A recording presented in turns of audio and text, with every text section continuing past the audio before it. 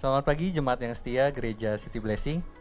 Terima kasih Anda telah kembali bersama kami di hari Minggu ini untuk beribadah online. Sebentar kita akan melakukan ibadah online. Kami meminta untuk setiap jemaat untuk fokus dan tidak melakukan hal-hal yang lain dan hanya fokus untuk beribadah bersama. Kami juga mengundang untuk para jemaat mengajak seluruh keluarganya untuk beribadah online bersama di hari Minggu ini. Mari kita melanjutkan ibadah ini. Shalom Jemaat City Blessing, apa kabar? Saya berharap kita semua dalam keadaan luar biasa baik. Saya bersuka cita pagi hari ini karena setiap kita kembali ketemu lagi, walaupun online, tapi kita saling kangen-kangenan ya. Mari hari ini kita mau melompat, memuji Tuhan, mengangkat tangan kita, membebaskan roh kita untuk bersama-sama beribadah, menyembah Tuhan. Mari kita buka dengan doa. Bapa, kami bersyukur dan sangat-sangat bersyukur betapa luar biasanya Allah kami, betapa baiknya Engkau Tuhan, kasih setiamu begitu besar bagi setiap kami. Kami ada hari ini dalam keadaan sehat, kami ada dari hari ini dalam keadaan luar biasa, itu oleh karena kasih kemurahan-Mu. Tuhan, kami mau bebaskan roh kami hari ini, kami mau menyembah Engkau, melompat, menari, mendengarkan firman-Mu, menjadi pelaku firman-Mu. Terima kasih Tuhan, kami buka ibadah ini hanya di dalam nama Tuhan Yesus. Amin.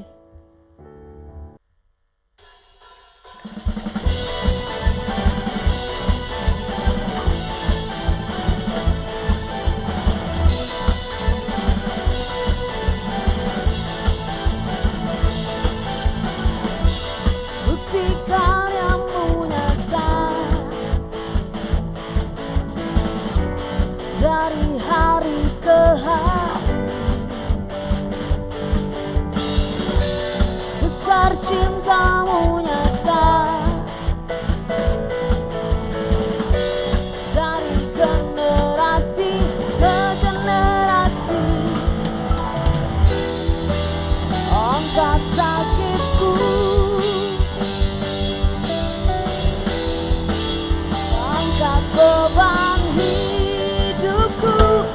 Tuhan Yesus sungguh baik, sangat baik, teramat baik.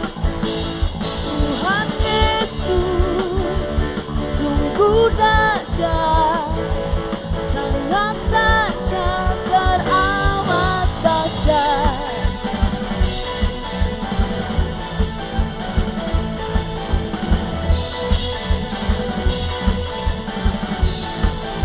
Angkat suaramu, bukti karya-Mu nyata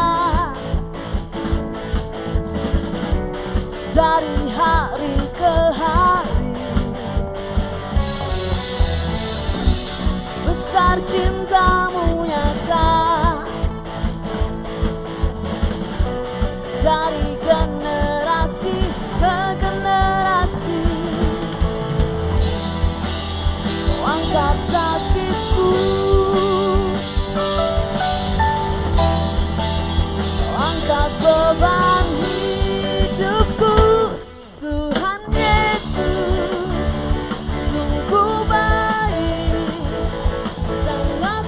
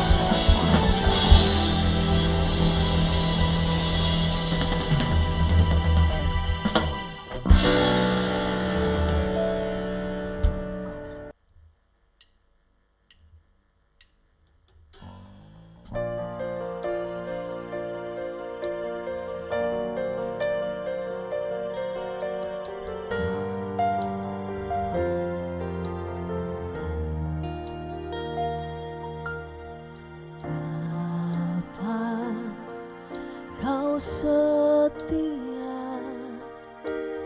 Bapa, kau mulia, tenanglah jiwaku, aman bersamamu.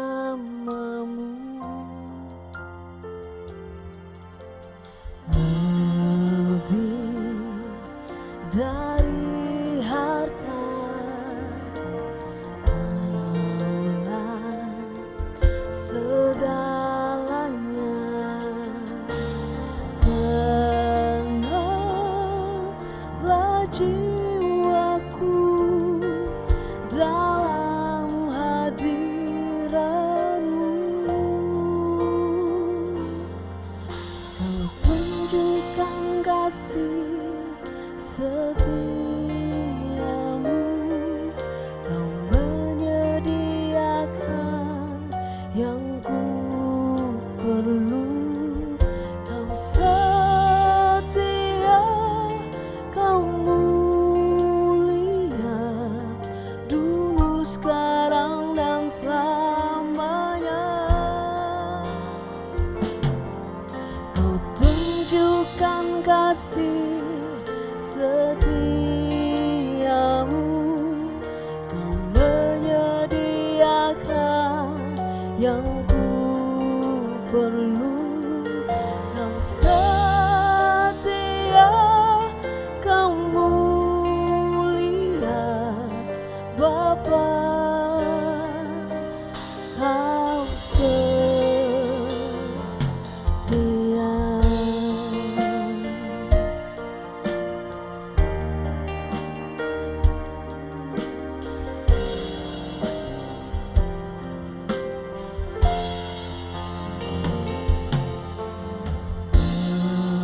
Lebih dari harta,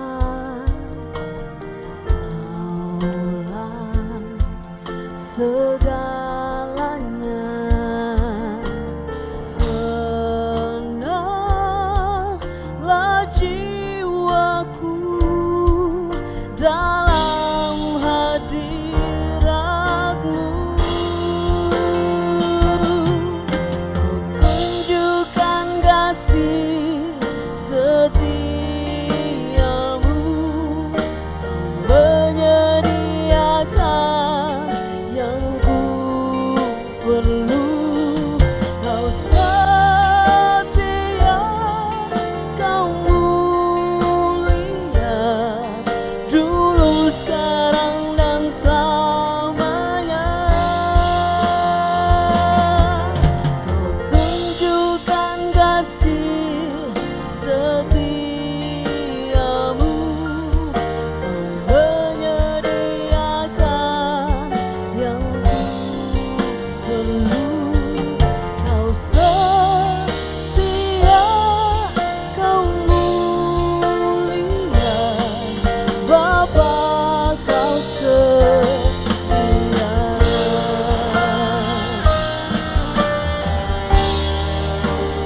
Karena kasih-Mu Tuhan, kami tetap kuat, kami bertahan di dalam Engkau, dalam pengharapan bersama-Mu Tuhan. Thank you Jesus, thank you Lord.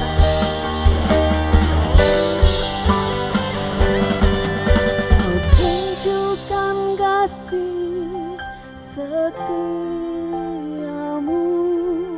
Kau menyediakan yang ku perlu.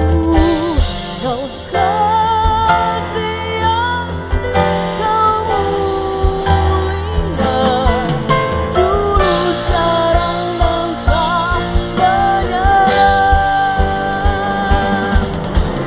Tunjukkan kasih setiamu,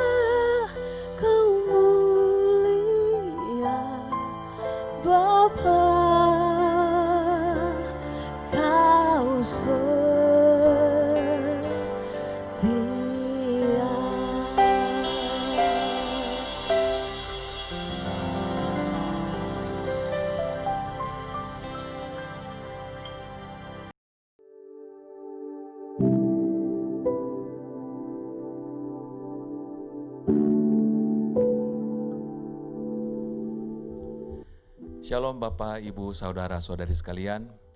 Selamat pagi semuanya. Hari ini kita akan kembali pada subtema kita yaitu Keep the Maturation atau mempertahankan menjaga kedewasaan.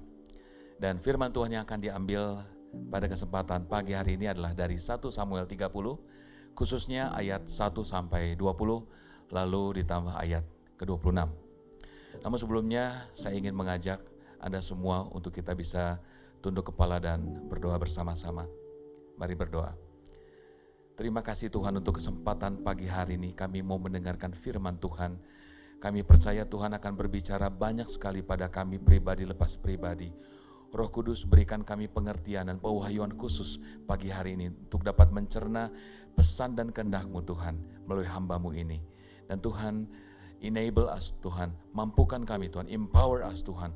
Beri kami kuasa Roh Kudus Tuhan dan anoint us Tuhan, urapi kami baik yang berbicara maupun yang mendengar untuk dapat mendengarkan, merenungkan, dan mempraktekkan firman yang kami dengar dalam kehidupan kami sehari-hari. Hanya di dalam nama Yesus kami sudah berdoa dan mengucap syukur.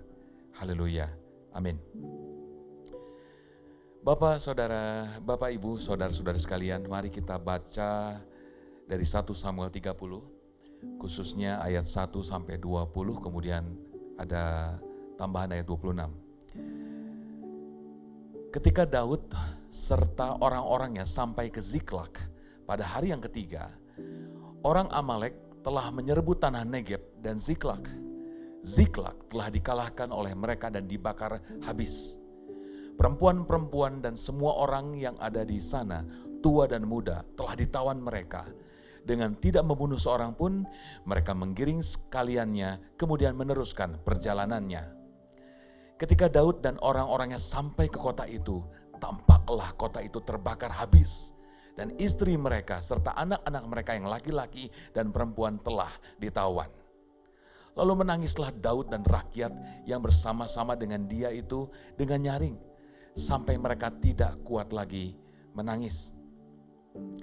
Juga kedua istri Daud ditawan, yakni Ahinoam, perempuan Yizreel, dan Abigail, bekas istri Nabal, orang Karmel itu.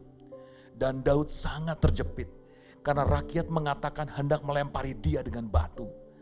Seluruh rakyat itu telah pedih hati, masing-masing karena anaknya laki-laki dan perempuan. Tetapi Daud menguatkan kepercayaannya kepada Tuhan Allahnya. Lalu Daud memberi perintah kepada Imam Abiatar bin Ahimelech, bawalah efod itu kepadaku. Maka Abiatar membawa efod itu kepada Daud. Kemudian bertanyalah Daud kepada Tuhan, katanya, haruskah aku mengejar gerombolan itu? Akan dapatkah mereka kususul? Dan ia berfirman kepadanya, kejarlah, sebab sesungguhnya engkau akan dapat menyusul mereka dan melepaskan para tawanan. Lalu pergilah Daud beserta ke-600 orang yang bersama-sama dengan dia, dan sampailah mereka ke Sungai Besor. Sementara orang-orang yang mau tinggal di belakang berhenti di sana. Maka Daud melanjutkan pengejaran itu beserta 400 orang. 200 orang yang terlalu lelah untuk menyeberangi Sungai Besor itu berhenti di sana. Kemudian mereka menemui seorang Mesir di padang, lalu membawanya kepada Daud. Mereka memberi dia roti, lalu makanlah ia. Kemudian mereka memberi dia minum air. Dan memberikan kepadanya sepotong kue ara dan 2 buah kue kismis. Dan setelah dimakannya, ia segar kembali, sebab ia tidak makan dan minum selama 3 hari 3 malam. Kemudian bertanyalah Daud kepadanya, budak siapakah engkau, dan dari manakah engkau? Jawabnya, aku ini seorang pemuda Mesir, budak kepunyaan seorang Amalek. Tuanku meninggalkan aku karena 3 hari yang lalu aku jatuh sakit. Kami telah menyerbu tanah Negeb orang Kreti dan daerah Yehuda dan tanah Negeb Kaleb dan Ziklag telah kami bakar habis. Daud bertanya kepadanya, dapatkah engkau menunjukkan jalan kepadaku ke gerombolan itu? Katanya, bersumpahlah kepadaku demi Allah bahwa engkau tidak akan membunuh aku dan tidak akan menyerahkan aku ke dalam tangan tuanku itu. Maka aku akan menunjuk jalan kepadamu ke gerombolan itu. ia menunjuk jalan kepada Daud ke sana dan tampaklah orang-orang itu berpencar-pencar di atas seluruh daerah itu sambil makan, minum dan mengadakan perayaan karena jarahan yang besar yang telah dirampas mereka dari tanah orang Filistin dan dari tanah Yehuda. Dan pada keesokan harinya Daud menghancurkan mereka dari pagi-pagi buta sampai matahari terbenam. Tidak ada seorang pun dari mereka yang lolos kecuali 400 orang muda yang melarikan diri dengan menunggang unta. Daud melepaskan semua apa yang dirampas oleh orang Amalek itu, juga kedua istrinya dapat dilepaskan Daud.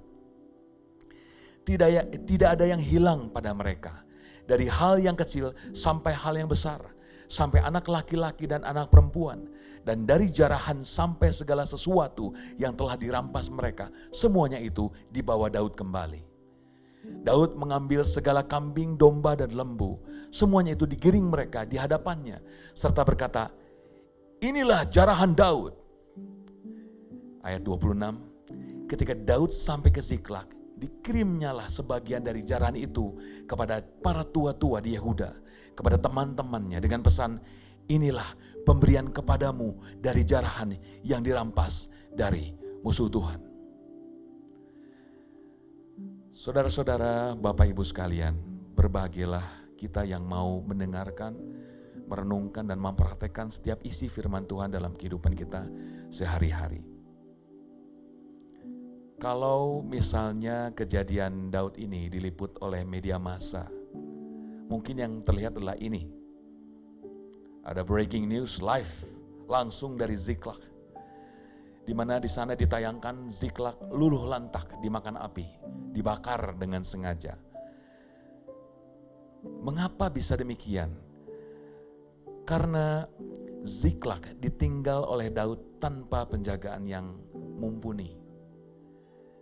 Jadi wajar saja ketika intelijen Amalek melihat kota ini sepi dari penjagaan, mereka mengatur strategi untuk menyerang Ziklag ketika para penjaganya tidak ada di tempat. Ziklag mengalami kerugian besar. Perempuan, anak-anak, laki dan perempuan, ternak, harta benda semua dijarah. Diculik, ditawan, dijarah oleh musuh dan dibawa kabur entah kemana. Kemudian ini murni disebabkan karena kelemahan penjagaan dari pihak Daud, dan ini disadari penuh oleh Daud. Dan Daud pun sempat mengalami krisis kepercayaan dari para pengikutnya waktu itu, yang jumlahnya mungkin 600 kakak dengan keluarganya. Ini yang terjadi, Ziklag dilahap si jago merah. Kemudian apa yang Daud lakukan? Ketika itu rakyat marah, terutama ke 600 orang yang beserta dengan Daud, yang begitu pulang mungkin dari kejauhan, dia bisa melihat ada kepulan asap, kok sepertinya Ziklag. Dan semakin mereka mendekat kota Ziklag, semakin nyatalah bahwa memang Ziklag yang kebakaran. Dan ini kebakaran hebat. Satu kampung besar penuh habis dimakan api, dibakar oleh musuh. Kemudian mereka mencari anak istri, tidak ada di tempat. Kosong. Semua habis, ternak pun tidak ada. Apalagi harta benda semua dijarah. Dan mereka tidak tahu waktu itu siapa yang menjarah mungkin. Dan Daud di tengah tekanan hebat, tekanan psikis, ketika itu dia bertanya kepada Tuhan, "Tuhan, what should I do? Apa yang harus kulakukan ya Tuhan?" Dan Tuhan mengatakan apa? Kejar. Engkau akan sanggup mengejar mereka. Bahkan di ayat-ayat terakhir kita tadi membaca bahwa Tuhan menjanjikan bahwa tidak ada satupun yang diambil darimu akan hilang.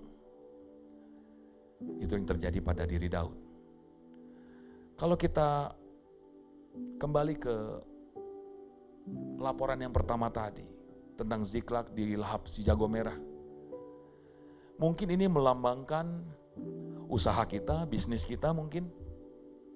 Mungkin semester ganjil kemarin, dari mulai bulan Januari hingga katakanlah bulan Juli, mungkin banyak sekali gangguan yang diakibatkan oleh hal-hal di luar kekuasaan kita, bukan? Mungkin kalau di Pulau Jawa kita menyaksikan banyak sekali, bahkan di Pulau Sumatera juga, bahkan mungkin Makassar mungkin mengalaminya. Banyak kasus reksadana bodong, di mana orang menyimpan uang banyak sekali. Bahkan di kota Bandung saja untuk satu jenis reksadana, kalau dikumpulkan bisa triliunan rupiah. Ini banyak reksadana dan banyak korbannya. Para pengelola reksadana ini tidak bertanggung jawab. Mereka gagal bayar. Bahkan orang-orang yang sudah melakukan cut loss atau redemption, itu pun tidak dibayar. Apalagi yang jatuh tempo lebih tidak dibayar. Dan bahkan sebagian menyatakan diri pilot, sehingga seakan-akan bisa lari dari tanggung jawab. Kemudian ada juga yang melakukan PKPU, proses yang menjanjikan pembayaran, penangguhan sementara pembayaran hutang kemudian nanti dibayarkan. Ada juga yang tidak melalui proses keduanya tetapi membuat sebuah skema untuk membayarkan. Sebuah reksadana kemarin saya lihat, dia mau membayarkan baru mulai tahun 2023, itu pun hanya 10%. 2024 20% dan sisanya 70% itu nanti tahun 2025. Itu pun dengan klausul kalau ekonomi membaik, kalau COVID mereda dan lain sebagainya. Jadi semua tidak pasti, sifatnya janji-janji belaka. Kemudian memasuki bulan Maret sudah naga-naganya Indonesia akan lockdown. Karena kita pun termasuk negara yang menderita musibah pandemi COVID-19. Dan betul saja, bulan April sudah mulai melesu, banyak bisnis melesu, pertengahan April sudah banyak yang melesu. Dan bulan Mei banyak perusahaan yang tutup karena mungkin dipaksa dalam tanda kutip untuk tutup. Karena tempat usahanya tidak boleh kumpul lebih dari 5 orang. Sulit. Restoran lebih dari 5 orang sulit. Tidak bisa beroperasi. Mungkin karyawan saja sudah lebih dari 5 orang, belum tamu. Tapi mungkin mereka masih bisa melanjutkan bisnis dengan cara catering lewat online. Tetapi bagaimana dengan bisnis traveling, hotel, pariwisata, itu kata teman-teman saya pelaku usahanya, mereka sedang tiarap. Bahkan sampai COVID masih berlangsung sampai saat ini, masih belum bisa diprediksi kapan bisnis mereka akan pulih. Juga demikian di bisnis usaha saya pun sempat tutup selama 1 bulan, tapi kami tetap membayarkan karyawan 60% gaji pokok mereka, THR dibayar penuh, dan kami tetap bertanggung jawab. Puji Tuhan bulan Juni sudah bisa buka kembali dan terasa sekali angka hasil laba neto semester ini minus. Atau mungkin juga kesalahannya bukan disebabkan oleh faktor luar, tapi faktor internal, yaitu diri sendiri, mungkin kelalaian. Bisa jadi bisnis ini bisa merugi karena saya lalai. Mungkin saya kurang rajin, mungkin saya malas, mungkin saya tidak peka melihat kebutuhan, dan lain sebagainya. Atau saya mismanagement. Atau mungkin sebagian dari Anda ada yang miskalkulasi. Stok barang mungkin, stok barangnya mungkin Anda percayakan pada bagian gudang, tapi Anda sendiri tidak pernah tahu apakah yang Anda tanda tangan itu sesuai tidak dengan jumlah barang yang ada. Atau faktor lainnya, kecurian, atau misalnya kredit macet dan lain sebagainya. Jika Anda sudah cek itu semua, Anda sudah melakukan dengan benar, baru mungkin Anda bisa menyebut faktor eksternal yang menyebabkan bisnis merugi. Tetapi intinya Anda mengalami kerugian besar. Dan mungkin ini akibat lemahnya penjagaan Anda terhadap usaha Anda sendiri. Dan Anda pun mungkin yang manajer, direktur di mana Anda masih punya CEO di atas Anda atau atasan lagi di atas Anda atau owner sekalipun, mungkin Anda kehilangan kepercayaan dari mereka sebagai pemimpin. Anda mungkin dianggap tidak becus, mungkin Anda mendapat teguran keras. Mungkin Anda merasa tertekan seperti Daud rasakan.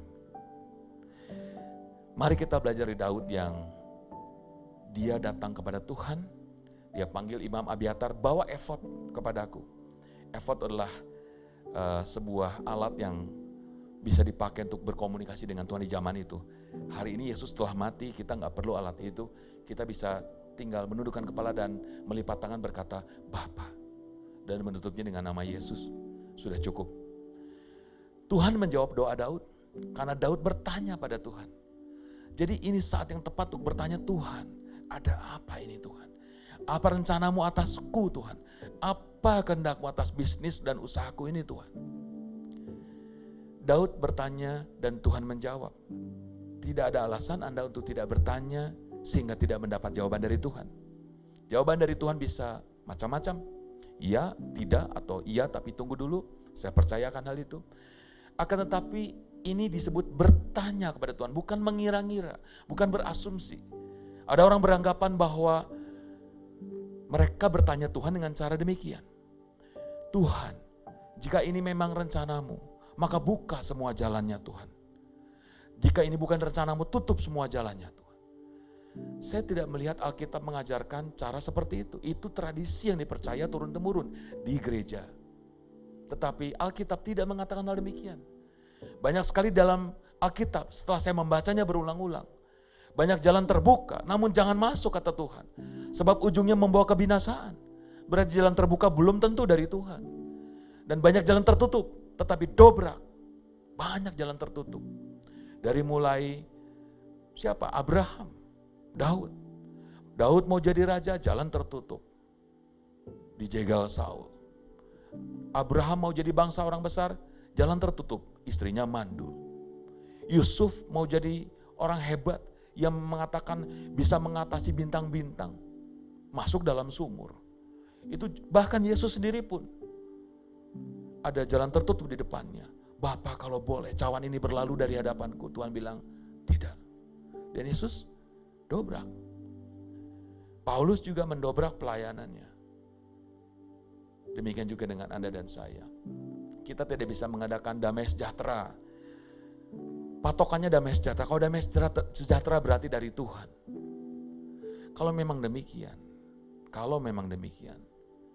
mengapa Anda masih tertipu juga oleh orang-orang tidak bertanggung jawab? Bukankah Anda mengandalkan damai sejahtera? Atau jangan-jangan karena bunga yang besar, iming-iming pendapatan yang besar, membuat Anda tidak dapat merasakan damai sejahtera sesungguhnya. Anda tidak bisa bedakan mana damai sejahtera, mana rasa senang. Saudara, saudari sekalian, Bapak Ibu, semuanya.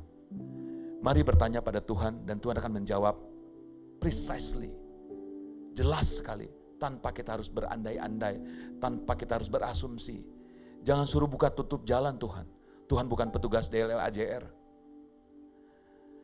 Daud berpegang penuh pada janji Tuhan, saudara. Tuhan menjawab kadang dengan janji. Pada waktu Tuhan menjawab, kejar, engkau akan sanggup mengejar semua ketinggalanmu. Apakah sudah dikejar? Belum. Apakah ketika Tuhan mengatakan tidak ada satupun yang hilang dari engkau, apakah sudah direbut? Belum. Ditawan dimanapun tidak tahu. Semuanya janji Tuhan, tapi itu layak dipegang. Karena yang membuat janji pernah mati untuk memateraikan janjinya. Jika Tuhan ingkar janji, yang rugi bukan Anda dan saya, tapi Tuhan sendiri. Dia sedang mencoreng mukanya sendiri dengan arang dan menyatakan bahwa saya bukan Tuhan. Ini saatnya bukan untuk menguji kesetiaan Anda pada Tuhan, bukan. Justru ini saat yang tepat. Masalah adalah wacana yang tepat untuk menguji kesetiaan Tuhan atas diri Anda. Buktikan. Bahkan saya pernah menantang beberapa orang untuk terima Yesus. Di tengah masalah kemelut mereka yang luar biasa. Saya tantang mereka. Coba Yesus. Jika Yesus tidak bisa menolong Anda, tinggalkan Yesus. Percuma ikut Yesus. Karena dia tidak maha kuasa. Tidak ada satupun yang berbalik dari Yesus. Karena Yesus menolong. Termasuk saya. Kita lihat lagi. Ada yang unik. Ini Alkitab penuh dengan kesamaan yang unik. Ketika saya membaca ini, saya langsung teringat akan kasus Gideon. Kasus Yosua dengan tembok Yeriko. Daud atau David, dia mengurangi jumlah pasukan. Dari 600 jadi 400, dari 400 jadi 200. Makin sedikit menghadapi bangsa Amalek, makin kecil kemungkinan mereka menang. Tetapi disitulah makin besar kesempatan untuk membuktikan bahwa ini akan dimenangkan bukan oleh kuasa manusia, tetapi dengan kuasa Tuhan. Gideon dari mungkin berapa orang? 32.000 orang, jadi tinggal berapa? 10.000? Terakhir 300, dari puluhan ribu orang tinggal 300 melawan bangsa Midian yang banyak sekali jumlahnya. Mungkin 1:400 jumlah Gideon dengan tentara, satu pasukan Gideon dengan satu tentara dengan pasukan Midian.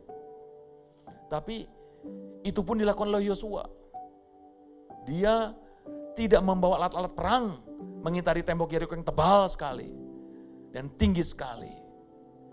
Dia mengitari dengan alat musik, dengan para penyembah, dengan para musisi, dan mereka berdoa. Dan hari ke-7 mereka berteriak dan temboknya runtuh rata dengan tanah. Saya tanya pada Anda, kalau Anda ke Israel, pernah nggak dibawa ke tembok Yeriko? Saya rasa nggak pernah, mungkin karena sudah tidak ada, karena sudah pernah rata dengan tanah, dan mungkin sudah terkubur pasir, entah sejak kapan. Daud mengurangi jumlah pasukan atas inisiasi Tuhan, dan saya yakin Tuhan ingin menyatakan bahwa this is not your battle. Ini bukan peperanganmu, tetapi peperanganku. Jika engkau mengandalkan aku, jangan lagi mengandalkan kekuatan dirimu sendiri. Bisakah mereka melawan bangsa Amalek? Lihat saja. Alkitab menceritakan mereka mengalahkan, menumpas bangsa ini. Berarti apa? Dengan kekuatan Anda yang tersisa setelah kejatuhan, kerugian Anda semester kemarin, saya yakin 100% jika Anda mengandalkan Tuhan, maka Tuhan akan membantu Anda keluar dari situ. Bukan dengan mengandalkan kekuatan Anda yang tersisa tadi, karena jelas sudah tidak mungkin. Tetapi dengan kekuatan Tuhan, Anda akan menjadi bisa melakukannya. Jika Anda ditambah 0, sama dengan Anda. Tetapi jika Anda ditambah Roh Kudus yang luar biasa, sama dengan Anda yang luar biasa. Anda percaya itu?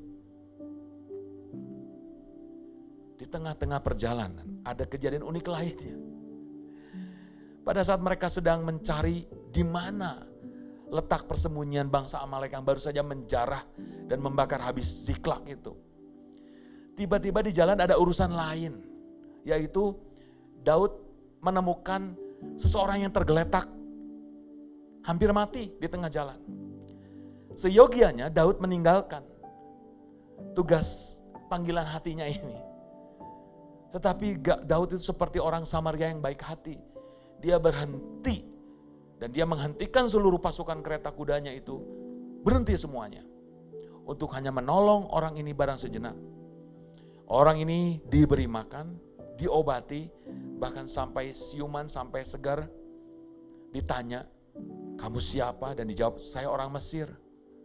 Ternyata dia orang Mesir yang ikut rombongan penjara dan pembakar Ziklag, yang baru saja meninggalkan Ziklag. Tetapi dia dibuang di tengah jalan karena dia menderita sakit. Selama 3 hari dia tergeletak situ, hampir mati. Daud tolong. Dan akhirnya Daud mendapat berkat, yaitu apa? Ternyata rupanya orang ini dipakai Tuhan untuk memberitahukan di mana letak persembunyian orang Amalek. Di mana letak istri-istri dan anak-anak mereka ditawan. Di mana letak harta mereka ditaruh. Orang ini memberitahukan. Orang yang tidak disebut namanya di Alkitab. Orang yang gak penting. Orang yang insignifikan. Tetapi Tuhan bisa pakai untuk menolong Anda keluar dari kesulitan. Jika Anda mau peka akan kehendak Tuhan lebih dulu. Saya pernah ketika mau datang ke gereja ini di Cihamplas, Bandung, tahun 2005 begitu. Saya pagi-pagi saya baca renungan tentang makananku adalah melakukan kehendak Bapakku di surga. Saya sambil mandi, sambil pakai baju, nyetir ke gereja, saya bertanya, Tuhan, apa artinya ya? Apa hubungannya makan dengan melakukan kehendak Bapa di surga? Saya nggak ngerti itu. Saya jalan lewat gedung Merdeka, gedung konferensi Asia Afrika, sebelahnya saya jalan masuk, tiba-tiba di ujung Jalan Haripan, saya lihat ada seorang bapak-bapak, sudah tua, mendorong mobil Jimny gitu ya, yang sudah tua juga, nanjak. Kemudian saya lihat situ ada ibu-ibu, sudah tua juga dengan anak perempuannya, sedang menyaksikan si bapak mendorong mobil. Ketika saya lihat itu, Tuhan bicara dalam hati saya. Akankah kau diamkan? Saya langsung tertunduk dan tidak. Saya pinggirkan mobil saya dan saya turun. Saya bantu dorong sampai tanah yang datar. Saya tanya, boleh saya bantu Pak? Mogoknya karena apa? Oh saya nggak tahu, boleh lihat Pak. Buka kap mesinnya. Ya saya ngerti lah lumayan soal aki mobil. Saya lihat akinya masih baru. Apa ternyata mungkin ada kerusakan fatal di bagian mesin yang saya nggak mengerti sama sekali. Saya katakan begini, Bapak mau kemana? Oh Bapak mau ke ziarah ke makam orang tua katanya. Di daerah mana? Pajajaran. Oh dekat Ciamplas, dekat gereja. Gini Pak, saya punya kabel sling, bisa narik 3,5 ton di mobil saya. Saya tarik mobil Bapak sampai Pajajaran, mau nggak? Nanti dari situ saya pergi ke satu tempat tertentu, saya nggak bilang gereja. Nanti pulangnya sekitar jam 1-an Pak, nanti saya jemput Bapak lagi. Oh nggak usah Dek, terima kasih, Bapak mau pulang aja, bisa antar Bapak. Saya bilang, sudah baik Pak, kalau gitu saya antar. Ya sudahlah, mungkin hari itu saya bolos ke gereja. Pikir saya begitu karena rumahnya ternyata jauh di Bandung Timur, Kiara Condong. Akhirnya saya tarik, namun saya minta ibu dan istrinya dan anaknya itu ikut mobil saya supaya nariknya nggak terlalu berat. Saya tarik perlahan-lahan sampai Kiara Condong, saya bantu masuk ke dalam garasinya. Setelah itu saya pulang. Dia mengucapkan terima kasih dan kami melambai-lambai tangan. Saya pulang, saya balik lagi, Tuhan belum selesai tadi, percakapan kita terputus gara-gara Bapak tadi. Apa hubungannya Tuhan antara melakukan kehendak Bapak dengan makan? Dalam hati Tuhan tanya sama saya, kamu ke gereja untuk apa? Saya bilang mau makan makanan rohani. Ya kamu sudah makan, yaitu apa? Melakukan kehendak Bapakku di surga, itu apa? Menolong Bapak tadi. Oh saya sukacita sekali, saya sudah melakukan kehendak Bapak dan saya puas, saya kenyang makanan rohani. Tapi saya lihat ternyata masih ada keburu nih, kalau saya ngebut 15 menit saya bisa mencapai gereja nih. Nah akhirnya saya mencapai gereja, saya duduk paling belakang karena datang sangat terlambat.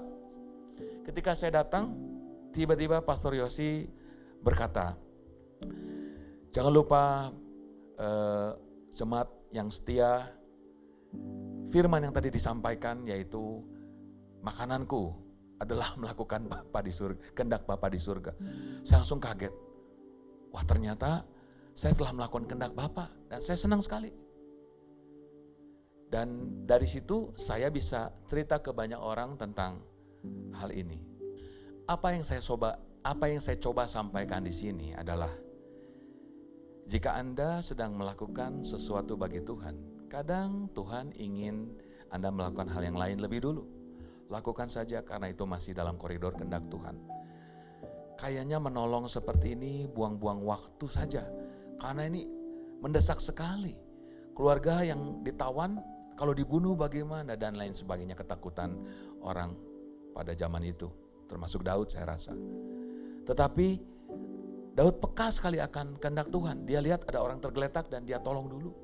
Ternyata Tuhan tolong Daud lewat orang ini. Ada blessings in disguise. Ada berkat yang tersembunyi dari kejadian ini. Di mana Tuhan membantu Daud dengan cara yang paling tidak dia duga. Mungkin Daud pikir ya sudahlah, Tuhan itu junjunganku. Tuhan dulu baru aku. Ternyata Tuhan berpendapat lain. Daud dulu baru aku. Seakan-akan Daud melakukan kehendak Tuhan. Tetapi sebetulnya Tuhan sedang melakukan kehendaknya. Dengan Daud menolong orang itu, maka Tuhan ingin memberitahukan di mana bangsa Amalek bersembunyi. Seorang budak Mesir ditemukan tidak berdaya di situ, merupakan favor atau kemurahan Tuhan yang kadang banyak orang melewatkan. Jadi di tengah kepenatan, kesulitan yang Anda alami sekarang, janganlah Anda jemu berbuat baik. Yakobus mengatakan barang siapa tahu ia harus berbuat baik tapi tidak melakukannya, ia berdosa. Ya katakanlah setidaknya ia merasa bersalah, terus-menerus dihantui perasaan bersalah karena tidak menolong. Kemudian Daud berhasil menemukan bangsa Amalek yang sedang terlena dengan pesta poranya. Mereka merasa menang. Dan akhirnya Daud mengambil semua yang pernah diambil oleh bangsa Amalek. Saya sempat tanya sama Pastor Yosi ketika saya dipercayakan firman ini oleh beliau. Saya tanya, Pastor, Daud cuan enggak? Ketika Daud datang ke sana, apakah dia hanya mengambil semua yang pernah diambil bangsa Amalek atau dia balas menjarah? Dan pastor mengatakan, cuan. Benar, Daud mengambil jarahan, balas bangsa Amalek dengan jarahan, dan jarahannya dibagi-bagikan kepada saudara-saudaranya ketika dia pulang. Di ayat 26 Anda bisa baca. Berarti apa? Bukan hanya Daud berhasil mengejar semua ketinggalannya, dia juga tidak ada yang hilang dari apa yang pernah diambil dari dirinya. Bahkan dia untung, dia mendapatkan kelebihannya. Jika bisnis Anda rugi semester lalu, jika raport Anda merah semester ini, jika Anda memang mengakui kesalahan Anda, dan jika Anda memang mengakui bahwa ada hal-hal yang tidak bisa Anda lakukan karena di luar kemampuan Anda sebagai manusia, dan jika Anda mengakui bahwa Tuhan adalah sumber Anda bertanya, Tuhan, apa kehendak-Mu dalam kehidupanku? Apa yang harus kulakukan? Dan jika Anda melakukan apa yang Tuhan kehendaki, hal terkecil apapun yang Tuhan ingin Anda kehendaki, Anda lakukan. Maka berlaku firman ini pada diri Anda juga, di mana Anda akan pulang membawa jarahan, di mana Anda akan bisa bukan hanya menutupi semua kerugian, tapi Anda pulang membawa berkas-berkasnya. Anda akan beruntung. Anda bukan hanya akan tidak kehilangan profit, tapi Anda mendapatkan profit lebih. Itu janji Tuhan. Daud berhasil menutup kerugian dan bahkan berhasil meraup keuntungan yang tidak sedikit dari hasil jarahan. Ini cerita yang mencerminkan keadaan kita sekarang. Bukan kebetulan gereja menetapkan subtema tentang mempertahankan kedewasaan. Karena hanya orang dewasa saja yang bisa mengerti hal ini. Orang yang tidak dewasa hanya bisanya mencemooh, mencerca, menekan di satu pihak. Di lain pihak, orang yang tidak dewasa hanya bisa mengeluh, menggerutu, menangis, berkeluh kesah, tidak ada putusnya. Tapi orang benar, para pejuang iman yang dewasa mau bangkit dari kegagalannya. 7 kali orang benar jatuh, ia tetap selalu kembali bangkit. Kali ke-8 dia pasti bangkit. Itu orang benar yang mau menerapkan firman Tuhan.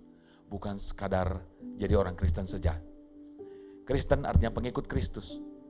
Artinya Anda mengikuti apa yang Kristus katakan lewat firman-Nya. Bukan hanya mendaftarkan dan mengisi kolom agama di KTP Anda. Ada ayat yang ingin saya tekankan, ayat 6 dan 8. Dikatakan ketika dia tertekan, ketika Daud ingin dilempari dengan batu, Daud menguatkan kepercayaannya kepada Tuhan. Yang kedua, ia bertanya kepada Tuhan. Ini yang menjadi PR Anda dan saya.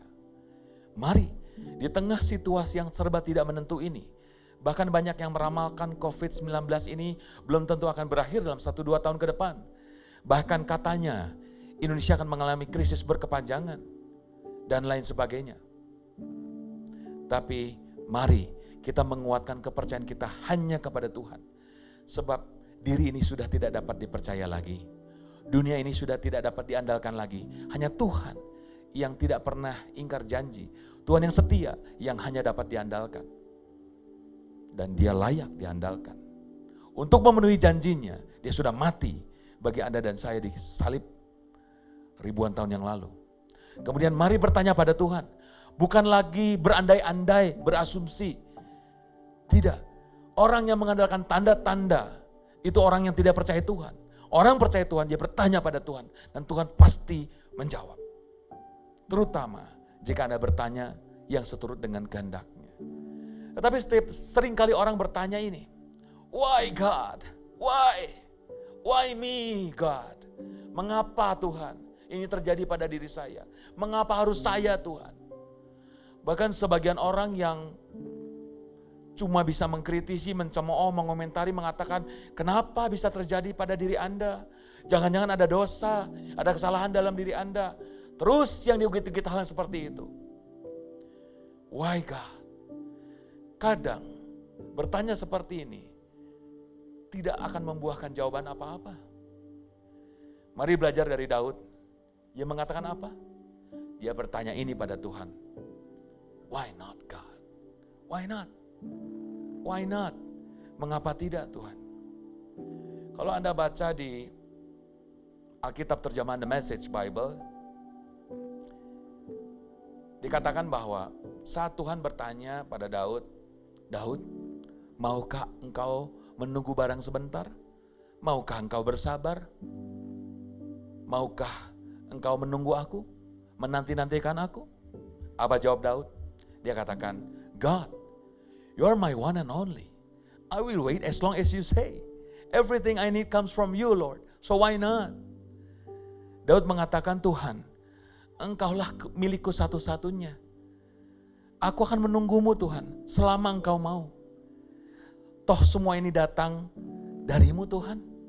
Jadi, mengapa tidak Tuhan? Ini merupakan tantangan orang dewasa. Maukah Anda berkata, mengapa tidak Tuhan? Ada masalah seperti ini, ya sudah, mengapa tidak Tuhan? Dengan demikian maka aku akan belajar. Kata Daud, penderitaan itu baik bagiku supaya aku tetap bergantung pada Tuhan. Betul.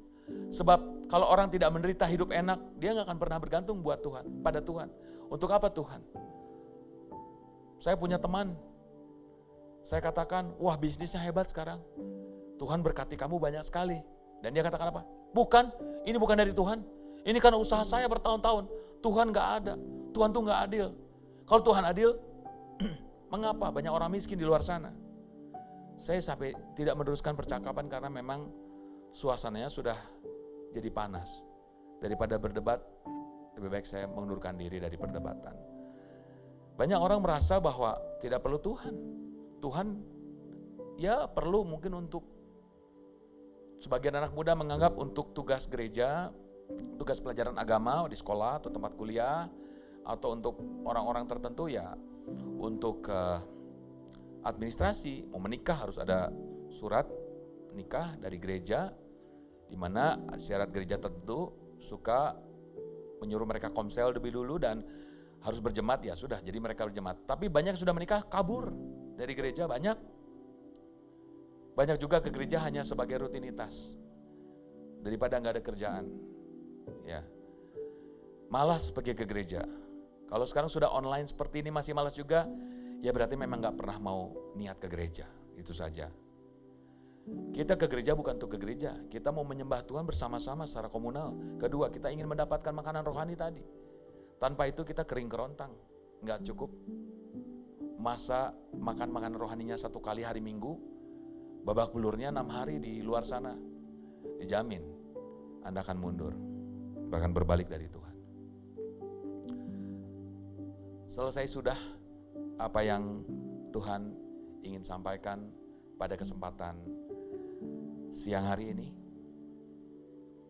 Saya ajak Anda berdoa bersama-sama dengan saya. Terima kasih Tuhan, karena Engkau pernah berjanji bahwa Engkau akan menyertai kami kemanapun kami pergi, apapun yang kami lakukan, sejak zaman Abraham. Dan itu masih berlaku sampai sekarang. Bahkan di zaman Yesaya Engkau menjanjikan kami bahwa Engkau akan memegang tangan kanan kami dengan tangan kanan-Mu. Dan menuntun kami orang-orang yang buta akan masa depan di jalan yang rata. Supaya kami tidak terantuk jatuh. Dan kegelapan menjadi nyata sehingga kami dapat berjalan. Di setiap kitab perjanjian lama dan baru kami dapat menemukan bahwa Engkau berjanji akan menyertai kami. Bahkan ketika Engkau mati pun, Engkau naik ke surga. Engkau bangkit dan naik ke surga. Saat Engkau naik ke surga, Engkau mengirimkan perwakilan-Mu, Roh Kudus, supaya kami tidak sendirian.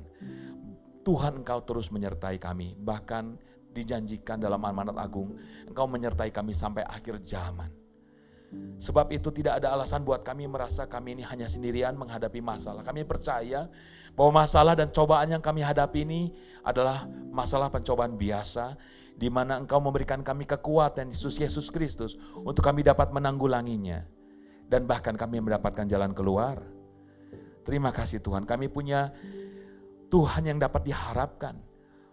Firman-Mu Yesus seperti jangkar yang dilemparkan ke belakang tabir, menancap kuat dan tidak bisa dicabut oleh siapapun kecuali oleh Engkau sendiri. Di mana kami punya jaminan akan keluar dari setiap keterpurukan kami Tuhan.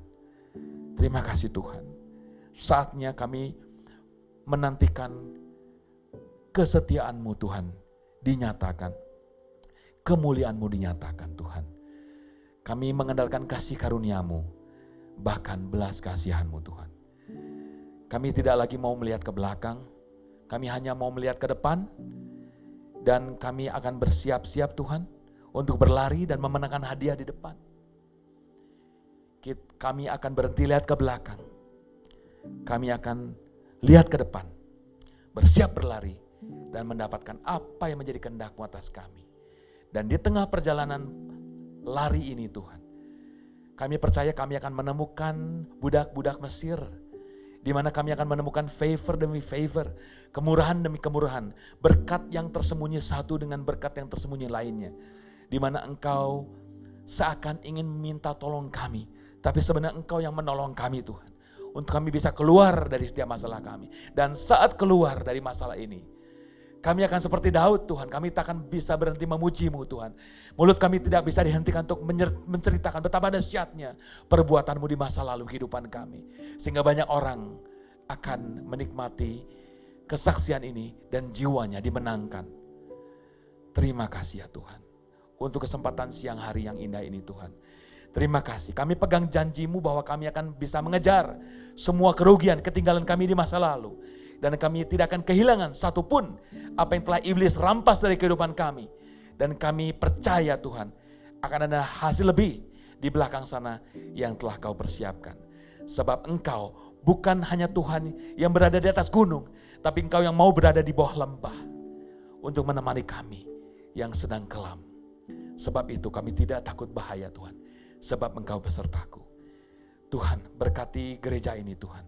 Berkati gembalanya Tuhan, berkati jemaatnya, berkati setiap pelayan, bahkan berkati setiap orang yang berpartisipasi datang hadir Tuhan dalam wacana online ini Tuhan. Sentuh hati mereka Tuhan, biar mereka tahu bahwa masih ada Tuhan di tengah kehidupan mereka.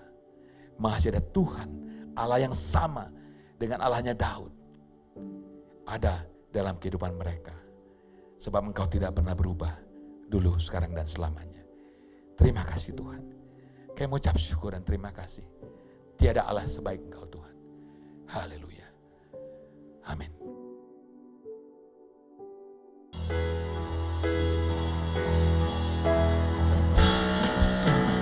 Kiranya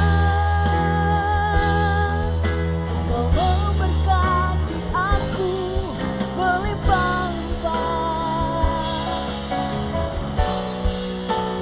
dalam peluang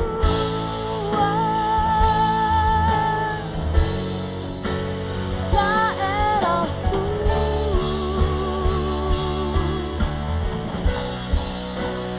Dan kiranya tanganmu menyertai aku dan melindungi aku daripada malapetaka, sehingga kesakitan tidak menimpa aku. Tuhan mendengarkan dan menjawab doaku.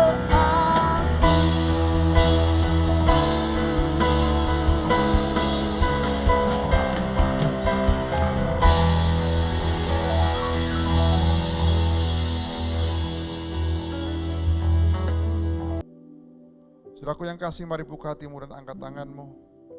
Saudaraku yang kekasih, terimalah berkat anugerah Bapa bersama dengan Yesus Tuhan dan Juru Selamat kita, dan dalam persekutuannya dengan Roh Kudus, mulai dari sekarang sampai selama-lamanya.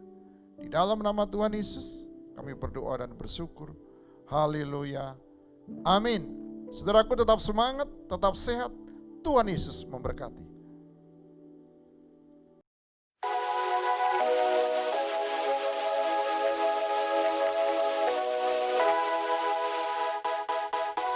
Jemaat yang terkasih, mari kita simak pengumuman gereja dalam sepekan. Minggu depan kita masih beribadah online di channel yang sama bersama Pastor Yosi dan tim. Bagi jemaat yang rindu untuk memberikan persembahan dan perpuluhan, bisa menghubungi sekretariat gereja masing-masing. Dan kami juga rindu untuk setiap jemaat bisa bergabung bersama di dalam doa aplikasi Zoom. Selamat hari Minggu, Tuhan Yesus memberkati.